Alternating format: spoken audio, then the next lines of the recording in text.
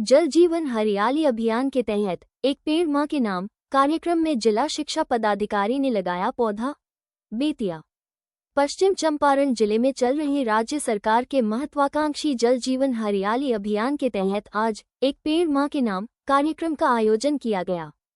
इस अवसर पर जिला शिक्षा पदाधिकारी ने स्वयं एक पौधा लगाकर पर्यावरण संरक्षण का संदेश दिया।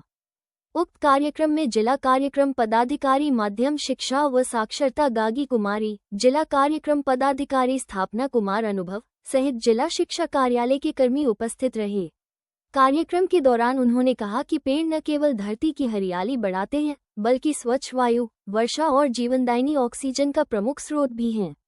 एक पेड़ मां के नाम अभियान के तहत लगाए गए प्रत्येक पौधे को मातृ स्नेह के साथ संरक्षित करना ही इस कार्यक्रम की सार्थकता है।